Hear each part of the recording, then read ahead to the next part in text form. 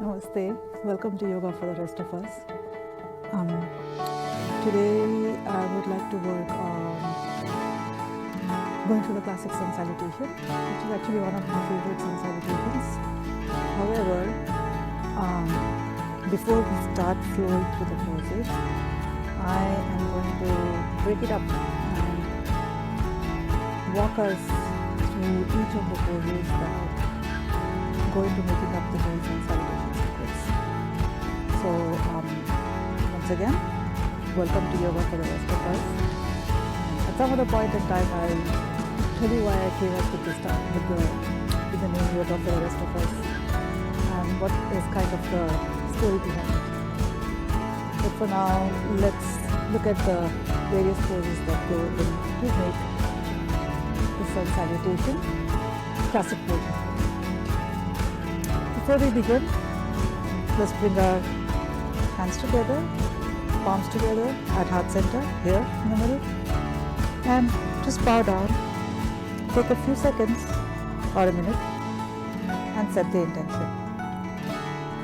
My intention for today is to keep practicing, because some days you don't feel like getting on your mat and doing what you need to do for yourself. But you still need to do it regardless. So that's my intention for the day, to continue with my practice and to reap the benefits of the yoga that I will be doing today. Before I break up the poses, I'm going to demonstrate one round of Sun Salutation, which is the classic version. There's actually three versions of the Sun Salutation. There is Sun Salutation A, then there is B, which is a slightly longer one, which incorporates the warrior 1 and 2 poses, and then there is the classic Sun Salutation, which is what I'm going to demonstrate today. So this you begin at the top of the mat. Inhale, exhale, forward fold. Inhale, halfway lift. Exhale, forward fold. Inhale, step back.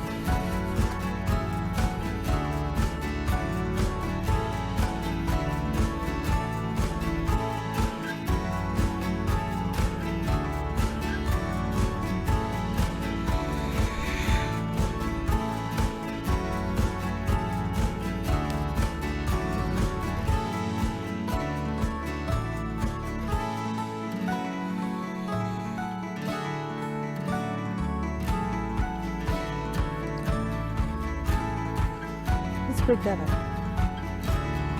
To begin with, we begin with Tadasana. Tadasana or mountain pose.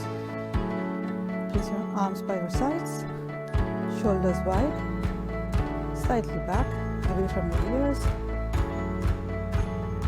your spine straight, and engage your muscles. Engage the muscles in your thighs or quadriceps, and stand tall. Your muscles active. This is Tadasana or mountain pose. So we begin with Tadasanas, and then we go into Talasana, which is your feet together, hands over your head. That's Talasana. From Talasana, we bring our palms together and fold down into Uttanasana, or you're also welcome to go from Talasana, fold down into Uttanasana or forward fold.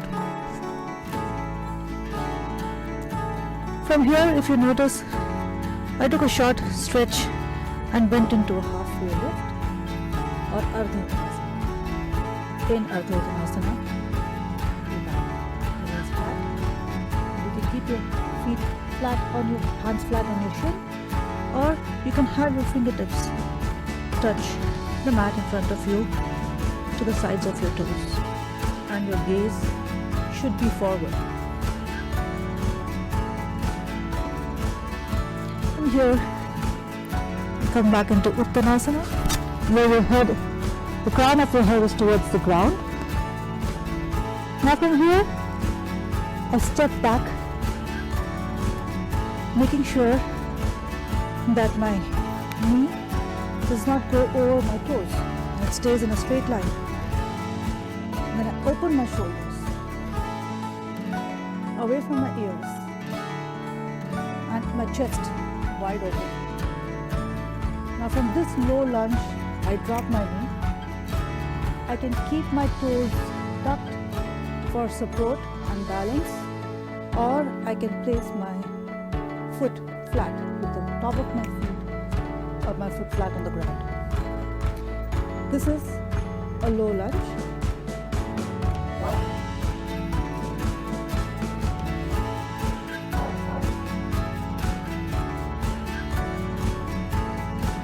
From here, I bring my gaze upwards and lift my hands over my head with a slight back bend in my back and come into Anjaneyasana, which not only stretches your quads but also gives you a back bend, strengthens your spine, improves your balance, and your gaze should be upwards. From here, the next pose is I tuck my toes, my left foot meets the right foot, and I bring my body parallel to the ground in Chaturanga Dhantasana, which is four-limbed staff pose. So my hands are on the mat, my toes are on the mat, and my body is parallel. So your body shouldn't be like this or like this. You should be balancing and holding with your core. Now from here, from Chaturanga Dhantasana, there is a modification where you can drop your 8 limbs and make 8 points of contact with the ground before you come back into Bhujangasana or Cobra pose. So the 8 points are: you drop your knees, your toes, drop your chest, your arms by your sides below your shoulder, and you drop your chin.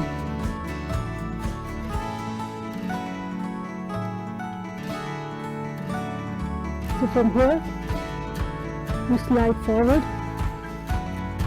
put your hands below your shoulders, slide close to your body, and lift up gently.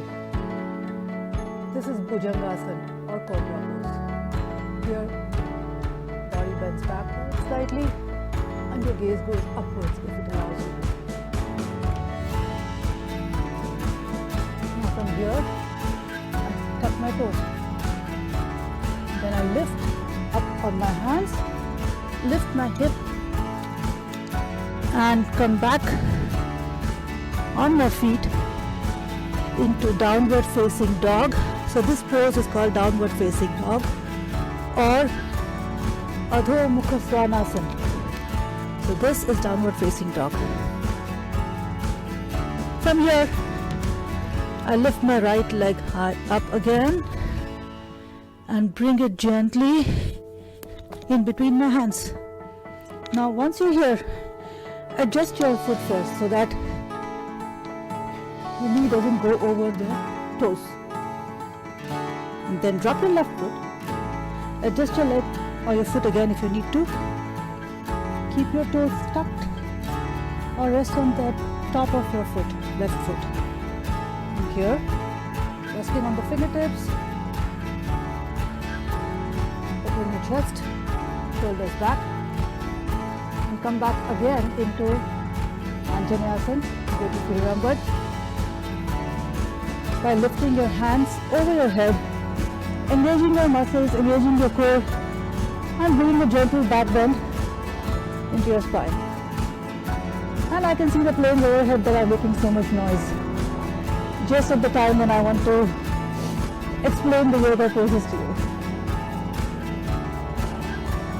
From here, bring your hands back down, tuck your left toes, lift your left knee off the ground, and bring your left foot to meet the right foot, folding forward in, do you remember, Uttanasana, or forward fold with the crown of your head towards the ground.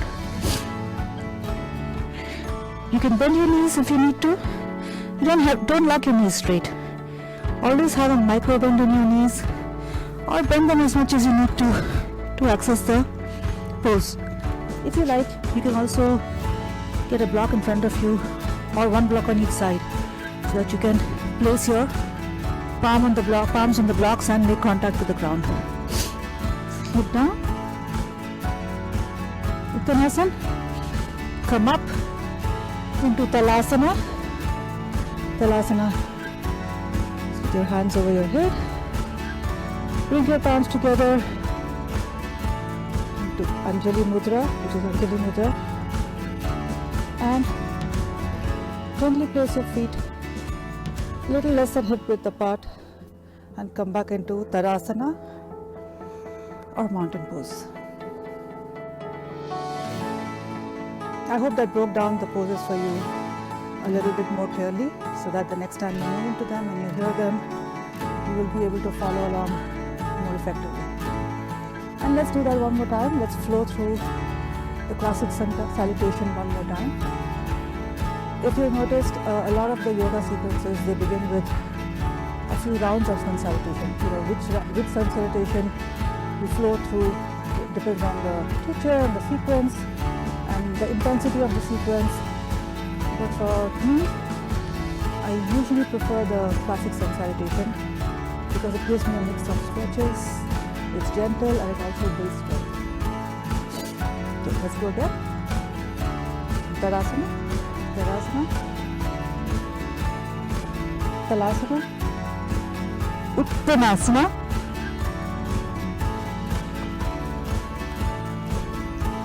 Anjaneyasana,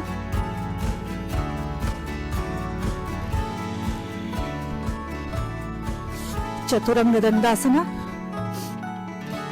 Now, moving forward here is what you would call the Vinyasa. When you don't do the 8-point knee down variation but go through your Vinyasa. From Chaturanga Dhantasana, you slide forward, go down on your hands and touch the ground, slide forward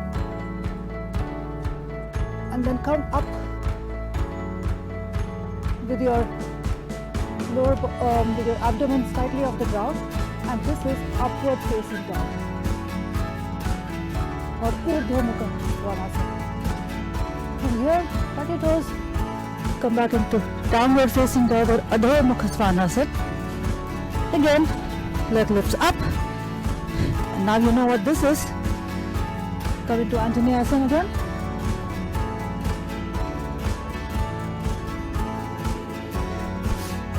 Toes, Uttanasana, Talasana, Samasthiti, Tadasana. Suryanamaskar literally means paying your respects to the sun. Sun salutations used to be traditionally performed early in the morning. However, in this day and age, we are rushed and pressed for time. Review the steps in the Sun Salutation and use your Sun Salutation practice as a full body warm-up before any strenuous exercise or yoga sequence. Namaste. I hope you enjoyed this video.